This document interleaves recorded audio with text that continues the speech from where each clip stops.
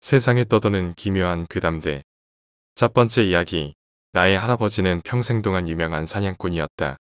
사냥꾼이었던 증조 할아버지에게 들은 이야기다.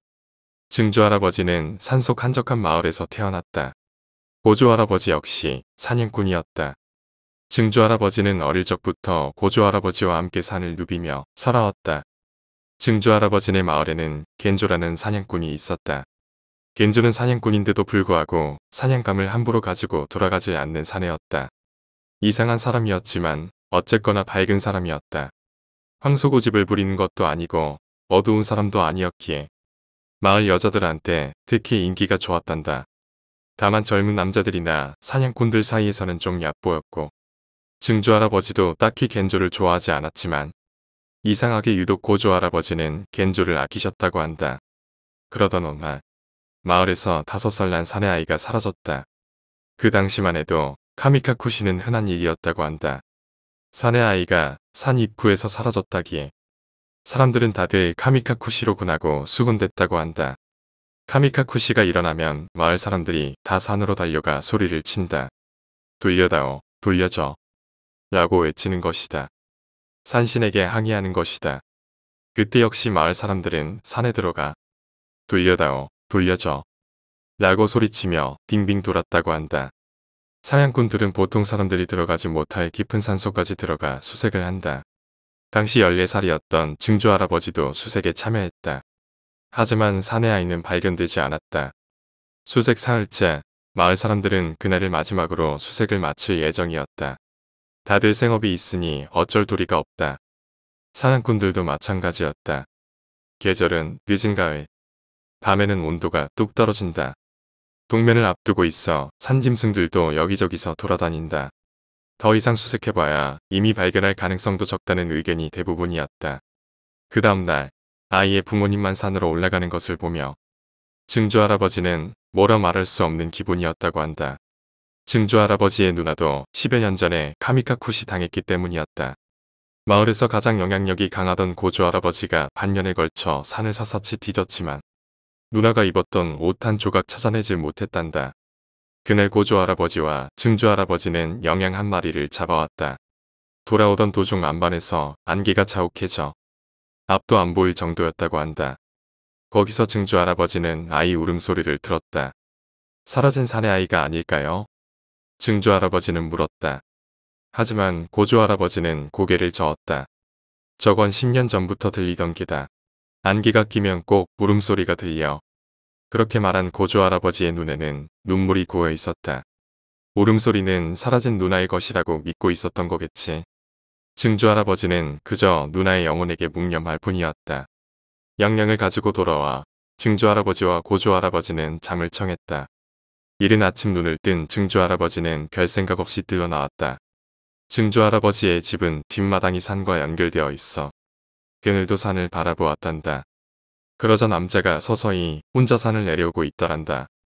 아무래도 며칠 전부터 산에 나가 있던 겐조 같았다. 겐조는 무척 서투르게 자장가를 부르며 내려온다. 자세히 보니 등에 누군가 엎여 있다. 증조 할아버지는 황급히 겐조에게 달려갔다. 겐조 등에 엎여 있던 것은 카미카쿠시 당했던 사내 아이였다. 사내 아이는 푹 자고 있고 어디 다친 곳도 없는 듯했다. 어디서 찾은 거야? 증조 할아버지가 묻자 겐조는 곤란하다는 듯한 얼굴로 대답했다. 겐조는 영양을 쫓고 있었다고 한다. 그래서 그 안개 끼는 안반에서 며칠이고 노숙하며 영양을 기다렸다. 어떻게 겨우 한 마리 잡고 신이 나서 돌아오는데 도중에 미끄러져 벼랑으로 떨어지고 만 것이다. 여기까지인가 싶었지만 눈을 떠보니 딱히 다친 곳은 없었다. 운이 좋았다 싶어 돌아갈 길을 찾았는데 안개가 자욱하게 기다란다. 그리고는 울음소리가 들렸다는 것이다. 겐조는 왜 이런 깊은 산속에서 아이 울음소리가 들리는지 놀라 몇 번 말을 걸었다고 한다. 하지만 대답은 없었다. 돌아다니려 해도 안개 때문에 앞이 전혀 보이질 않았다. 어쩔 수 없이 마을에서 다들 부르던 자장가를 불러보았다. 그러자 울음소리가 그쳤다. 잠시 뒤 안개 속에서 한 소녀가 나타나 겐조에게 다가왔다. 동생이 다쳤어. 소녀는 그렇게 말하고 겐조의 소매를 잡아 끌었다. 따라가 보니 낙엽이 쌓인 바위 그늘에 사내 아이가 자고 있더란다. 사내 아이를 업고 돌아가려고 하니 소녀는 이미 사라진 뒤였다. 방금 전까지 그렇게 자욱하던 안개도 개었고 소녀는 아무리 찾아도 보이질 않아 어쩔 수 없이 갈림길로 내려왔다. 도중에 여자아이가 나무 뒤에서 지켜보고 있기에 쫓아가 봤지만 역시 없었다. 그리하여 여자아이가 산신이라도 되는 것이라 믿고 아이를 마을로 데려온 것이었다. 겐조는 그렇게 말하고 사람 좋은 웃음을 지었다. 증조 할아버지는 울었다. 분명 그건 누나였을 테니까. 울음소리를 들었기에 알 수 있었다. 그러자 겐조는 그러고 보니 눈매가 너와 닮았구나 라고 말했다. 울지마. 그 아이 마지막에는 웃고 있었으니까.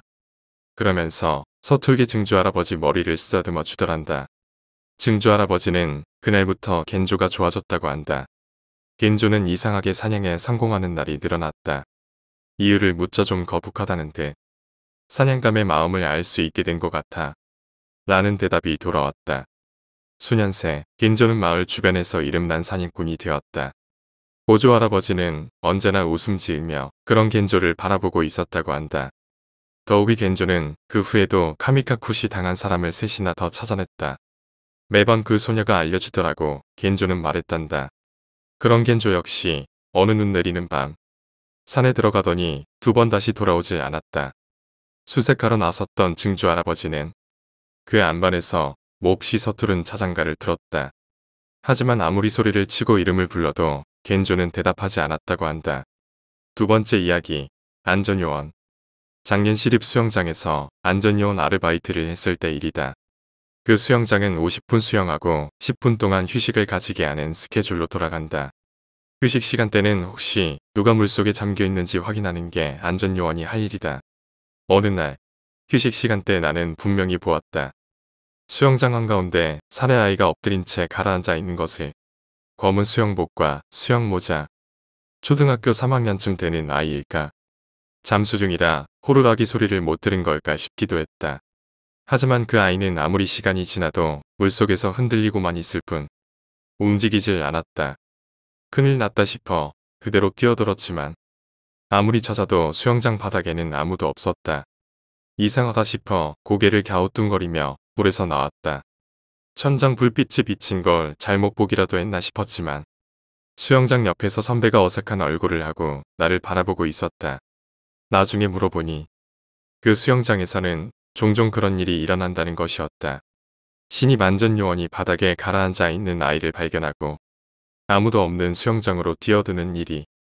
하지만 기묘하게도 그곳에서는 사망사고는 단 한 번도 없었다는 것이다. 내가 소년을 본 것은 그때 한 번뿐이지만 왠지 낌새가 좋질 않아 올해는 아르바이트 신청도 안 했다. 소년을 목격한 후 비도 안 왔는데 아파트 현관 앞에 젖어 있거나 태어나고 처음으로 이상한 두드러기에 시달리는 등 괴상한 일이 이어졌거든. 그 이후 그 시립 수영장에는 발도 안 들이고 있다. 세 번째 이야기, 할머니가 면회를 왔다. 친구는 양평에서 FDC로 근무했었습니다. 저는 울산에서 근무를 해서 몇 사단인지까진 정확히 모르겠네요. 양평을 향해서는 오줌도 안 누는 친구입니다. 어느 스산한 늦가을 날의 주말이었답니다. 면회도 거의 끝나갈 시간에 할머니 한 분이 부대 정문에 서 계셨답니다. 면회가 보통 5시까지 할 수 있으니 해가 뉘엿뉘엿 넘어가는 시간이었겠네요. 위병이 그래도 할머니께서 혼자 오셨는데 돌려보내긴 그래서 상황실에 핸드토키를 날렸는데 마침 지통실에 놀러온 대대장님이 CCTV 슬쩍 보시고는 그냥 들여보내라고 했답니다. 근데 저녁에 부대가 발칵 뒤집혔답니다. 아무도 부대로 들어온 할머니를 보지 못했고 위병도 17시부터 나간 사람은 없다고 했답니다. 보통은 면회 오면 해당 병사한테 면회실에서 기다린다고 얘기해 주는데 말이죠. 그렇게 상근도 퇴근한 시간에 남은 인원이 꾸역꾸역 경례를 뒤졌으나 할머니는 결국 찾지 못했답니다. CCTV를 돌려봐도 분명히 들어오는 모습이 찍혔는데 말이죠. 산속의 작은 부대인데다 철조망으로 겹겹이 둘러싸인 곳이라 출입구는 정문뿐이라고 했습니다. 할머니는 옆중대 일병을 찾아왔다고 했었고 해당 병사는 휴가 중이었답니다. 나중에 복귀한 그 병사의 말로는 할머니는 이미 자기 초등학생 때 돌아가셨다고 했습니다. 그럼 CCTV에 걸어 들어오는 모습까지 선명히 녹화되어 있는 그분은 누구였을까요? 그리고 어디로 간 걸까요? 네 번째 이야기, 기숙사의 여자 귀신. 제가 다니던 고등학교는 전문고등학교로 흔히 말하는 상업고이다. 고3이 되면 자연스럽게 취업의 문으로 들어가야 하는 상황이고 대학 진학도 고적반에서 많으면 한 명이었다. 그때는 공부에 뜻이 없어서 자연스레 대기업으로 들어갔다. 천안으로 가게 되었는데 탕정과 천안으로 나뉘게 된다. 기숙사는 같은 기숙끼리 다 같이 쓰게 되는데 그때 당시 탕정사업소에 기숙사가 부족해서 온양 기숙사로 몇십 명이 옮겨지게 됐다. 여기서 내 친구와 나는 온양 기숙사에 살게 되는데 기숙사 규정상 정해진 방에 정해진 침대에만 누울 수 있었다. 기숙사 자체도 넓었고 굉장히 쾌적했다. 부잣집처럼 잘 해놨다. 6인실 방에 있던 녀석이랑 친해지게 됐다. 내 친구는 내 방으로 넘어와서 살다시피 했고 6인실에 있던 애들과는 전부 두루두루 친하게 지냈다. 나중에 돼서야 알았는데 그 중에 친구 한 명의 어머니가 무속인이셨다. 거실에서 술 먹다가 우연히 알게 된 사실이다. 얘가 월급 문제로 어머니랑 싸우면서 알게 됐는데 얘가 클럽을 가던 어딜 가던 다 알아서 불편했다고 말해준 적이 있다. 게다가 이 6인실 친구는 어머니가 무속인이라서 그런지 몰라도 귀신을 전혀 무서워하지 않았다. 귀신을 꽤나 잘 보는 녀석인데 귀신보다 사람이 더 무섭다고 하고 귀신이 나타나면 욕하고 꺼지라고 한단다. 이 친구가 언뜻 보도 기가 겁나 셌다. 기숙사에 다른 사업부인 우리가 몇십 명 있는데 유난히 퇴사를 많이 했다. 다른 기숙사에서는 퇴사가 별로 없었고 그러던 중에 6인실 친구의 어머니가 올라오셨다고 한다. 기숙사 규정상 가족이라고 해도 기숙사가 사업소 내에 있기 때문에 들어오시진 못하고 앞에서 밥을 먹거나 반찬거리를 받거나 하는 형식인데 그 6인실 친구가 말해준 게 아니라 같이 나갔던 녀석이 말을 해줬다. 지금 기숙사에 여자 귀신이 한 명 있는데 기숙사 내에서만 이리저리 떠돌아다닌다고 하면서 여기저기 쑤시고 다니고 여기서 죽었기 때문에 그 기숙사 내에서만 자꾸 맴돈다고 말하셨다고 한다. 기가 약한 사람은 못 버틴다라고 말씀하시고 내려가셨다고 한다. 나는 그 말을 듣자마자 몇 주 전에 있었던 일이 생각났다. 내가 2인실에 자는데 2층 침대 구조였다.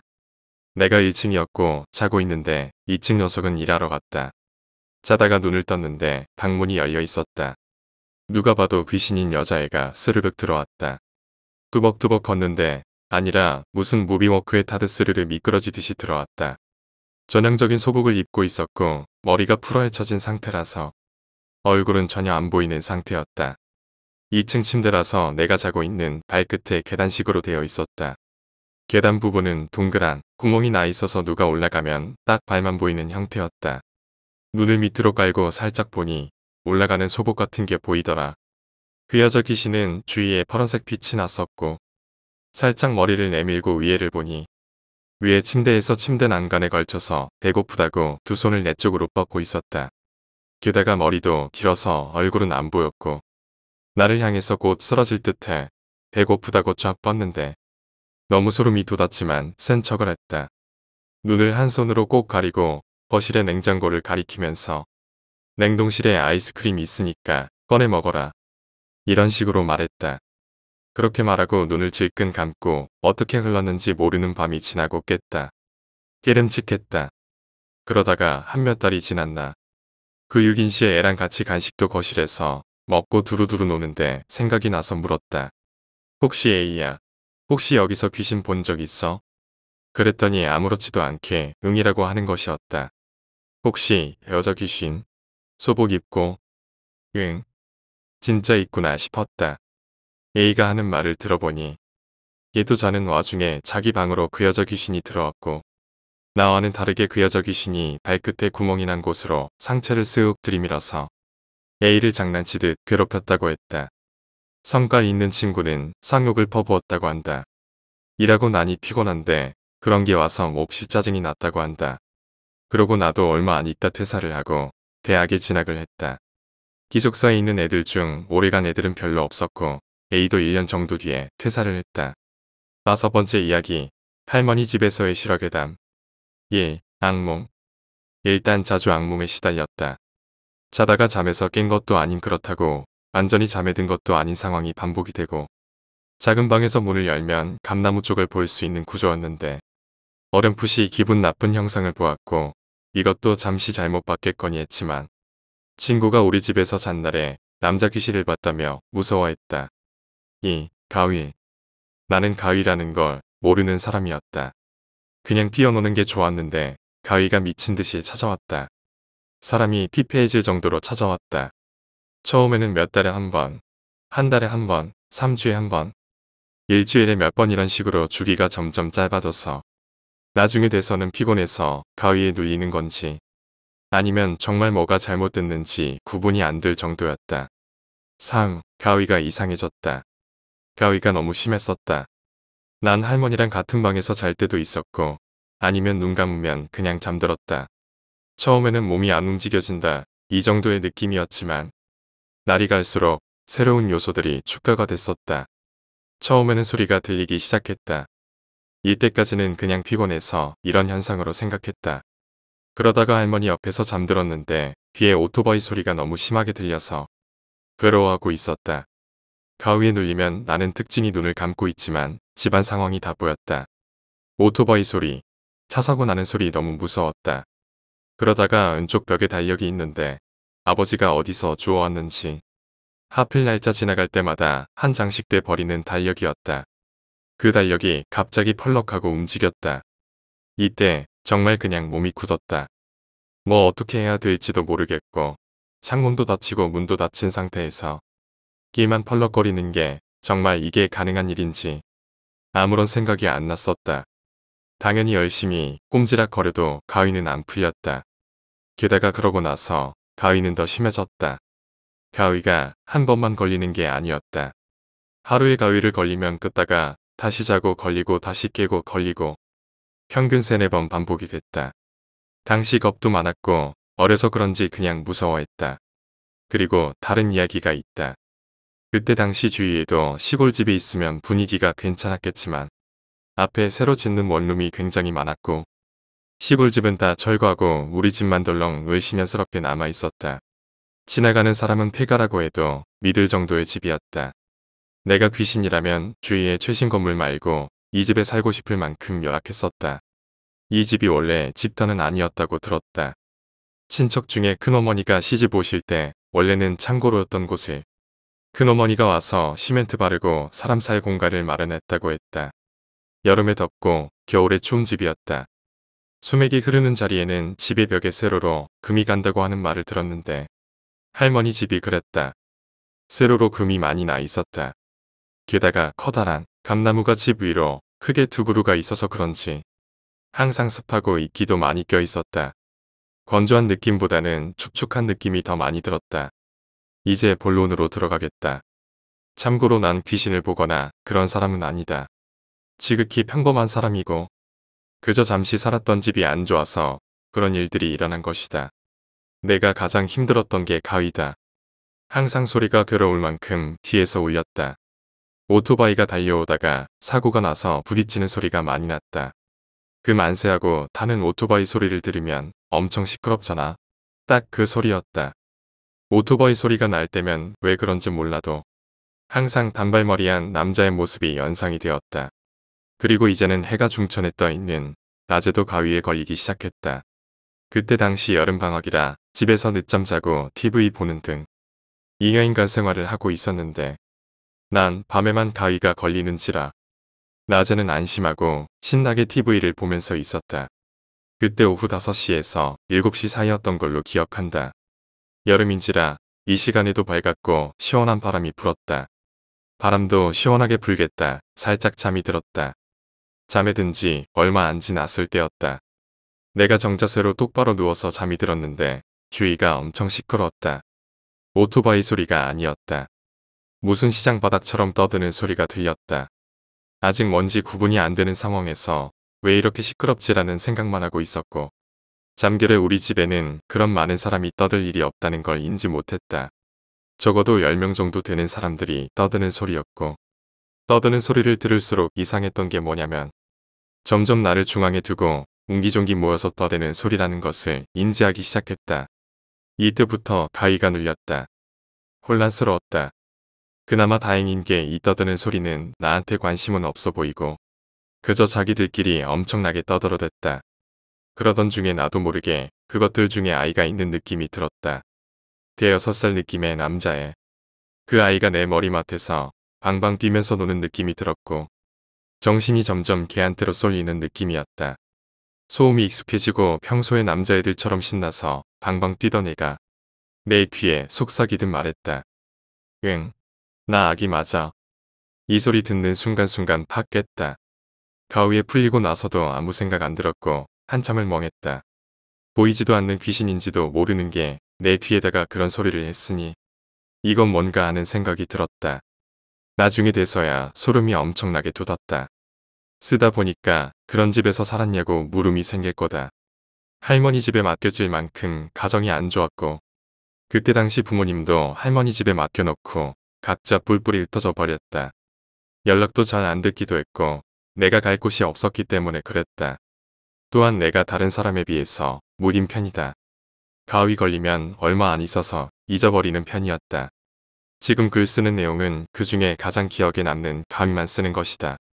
그 다음 가위가 또 힘들었다. 그날은 가을이었던 걸로 기억한다. 토요일 7시쯤 방에 누워서 잠이 오길래 이불을 덮고 잠에 빠졌었다. 낮에 왜 자꾸 자냐고 하지만 밤에는 잠자리가 안 편해서 제대로 못 잤기 때문이다. 어쨌거나 이때도 자는 건지 안 자는 건지 반정신인 상태에서 그때 이불을 목까지 덮고 있었다. 일단 가위가 먼저 걸렸다. 그 다음으로는 목 주위가 압박이 들어오기 시작했다. 내가 느낀 바로는 젊은 여자인데 여자들 중에 골격이 엄청 약하고 힘이 안 센 여자가 위에서 두 손을 포개어서 목을 졸랐다. 자기는 힘줘서 세게 목을 조르려고 하는데 힘이 약해서 내가 느끼기에는 살짝 답답한 정도였다. 그때 정말 귀신이 있다는 걸 느낌이었다. 아니 어떻게 목이 점점 조여올 수가 있는 건지. 이불 위에서 얘가 날 목을 조르려고 하는 건데 이불 소리도 선명히 들리고 정말 위험하다는 생각이 들었다. 아직도 안 믿긴다. 귀신에 대한 무서움은 있어도 내가 잘못하면 죽을 수도 있겠구나라는 생각이 들었다. 그 손힘이 그대로 느껴지고 눈을 뜰 수 있는 상황이었는데 난 정말 그때는 죽을 힘을 다해서 눈 안 뜨고 꼭 감고 있었다. 그때 가위가 풀리면서 그대로 집 밖으로 튀어나왔다. 그 집 자체가 무서웠다. 그 손의 느낌도 심지어 낯을 뿐더러 양손을 겹쳐서 힘을 다해 세게 누르던 느낌이 남아있어서 세상에 귀신이 존재한다는 걸 느꼈다. 지금도 쓰는데 이건 진짜 소름 돋는다. 눈으로 본 적이 없어서 귀신을 사실 별로 안 믿었다. 지금도 그렇게 믿는 편은 아니지만 찜찜한 사실을 버릴 수는 없다. 이러고 우여곡절 끝에 나는 그 집을 나왔다. 투룸으로 할머니랑 옮겼는데 신기한 거는 그날 밤에 이사하고 꿈을 꿨는데 꿈은 무속인이 나왔다. TV에서 보는 것처럼 제사상처럼 화려하게 차려놓고 무속인이 노는 꿈인데 무속인이 이사한 투룸집으로 들어와서 손에 양을 피웠던 것 같다. 투룸에 옷장이 하나 딸려 있었다. 그리고 가더니 옷장을 열고 여기 딸려온 귀신 하나 내가 처리해 준다라고 하더니 혼자 이것저것 하며 이제는 괜찮다고 다 걷어갔다고 하는 꿈을 꿨다. 그러고 그 집에서 가위를 안 들렸다. 정말 신기한 일이었다. 6번째 이야기. 마귀. 친구 이야기다. 옛날 일 때문에 동남아시아 산에 들어가게 됐던 적이 있단다. 현지 안내인과 함께 걷고 있는데 길 옆 안쪽 나무에 뭔가가 매달려 있었다. 멈춰서서 확인해 보니 흰 해먹이었다. 왜 사람 하나 없는 산속에 저런 게 있지? 흥미를 느낀 친구는 다가가 보려 했다. 하지만 안내인은 기겁하며 말렸다. 가까워지면 안 됩니다. 저건 마귀일지도 몰라요. 마귀. 이 부근에는 옛날부터 해먹 흉내를 내는 마귀가 있습니다. 친구는 황당했지만 안내인의 말을 들어보기로 했다. 무심코 해먹 안에 들어가면 그대로 휘감겨 산속으로 끌려간다는 것 같았다. 다른 산에는 텐트로 변하는 마귀 이야기도 있다나 저게 마귀인지 아닌지는 모르지만 우선 사람 하나 안 올 이런 곳에 저런 게 있는 것부터가 이상합니다. 애당초에 저건 너무 깨끗해요. 완전 새 것 같지 않습니까? 그 말을 듣고 보니 그랬다. 이 산은 깊어서 뭐가 있을지 몰라요. 이상한 물건에는 가까이 가지 않는 게 몸을 지키는 기본입니다. 결국 친구는 안내인의 말에 설득당해 그대로 지나갔다고 한다. 정말 그게 마귀였는지는 아무도 모를 일이다. 7번째 이야기. 예지몽. 꿈을 꾸었다. 정말 너무나도 선명한 꿈이다. 한 노인을 죽이는 꿈. 칼로 처참하게 난도질하는 꿈. 그런 꿈이다. 그러나 그 꿈이 얼마나 생동감이 있는지 깨어나더라도 손의 감각이 느껴질 정도다. 심지어 그 다음 날, 그 사건 자체가 뉴스에 나오기도 한다. 그래, 이건 예지몽이다. 한두 번이 아니다. 과거에도 몇 번인가 이런 꿈을 꾼 적이 있다. 그냥 악몽이다 싶어 넘어갔지만 그것이 현실로 나타난다는 것을 깨달은 순간 너무도 무서워졌다.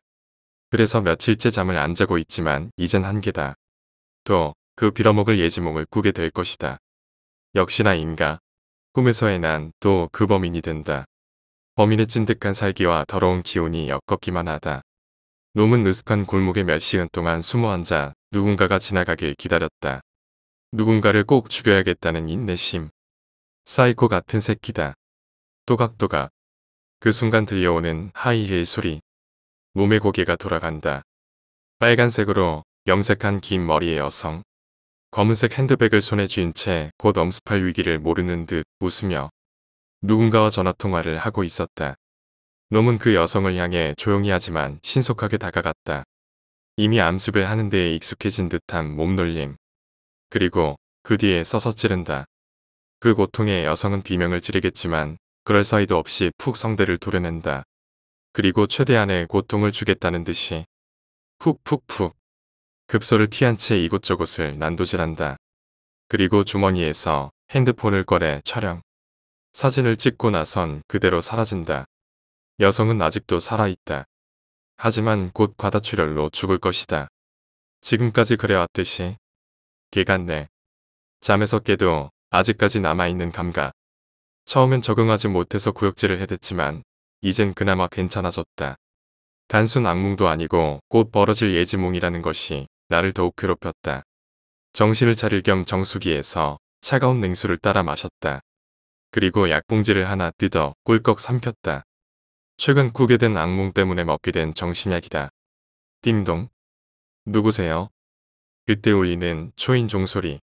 하지만 아무도 대답이 없었다. 무시했지만 뒤이어 연달아 계속 울리는 초인종. 난 짜증을 내며 문을 벌컥 열었다. 누구시냐고요? 그 순간 험악하게 생긴 남자가 나를 밀치며 땅바닥에 눕힌다. 그리고 팔을 거칠게 뒤로 끌어올려 제압. 갑작스러운 충격에 어깨가 빠질 것 같은 고통이었다. 당신은 묵비권을 행사할 수 있으며 변호사를 선임할 수 있고 당신의 모든 발언이 법정에서 불리하게 작용될 수 있다. 그리고 갑자기 미란다 원칙을 읊기 시작하는 남자. 무슨 짓이에요? 당신을 연쇄살인 혐의로 체포합니다. 이어서 경찰복을 입은 남자들이 들어와 나를 연행하기 시작한다. 아니야. 아니라고. 난 그냥 예지몽을 꾼 것뿐이야. 절규했다. 왜 내가 살인범이라는 것인가? 왜 내가 범인 대신 이런 꼴을. 악몽이다. 너무나도 끔찍한 악몽에 비명을 지르며 꿈에서 깬다. 아니, 정확히 말하자면 예지몽. 정말 편리하고 유용한 능력이다. 그러니까 침대 옆에 놓인 탁자 위의 사진을 바라본다. 빨간 긴 머리에 미모의 여성. 얘를 죽이면 걸린다는 거잖아. 사진을 찍고 나서는 다시 자리에 눕는다. 경찰에게 잡히는 건 정말 무서워.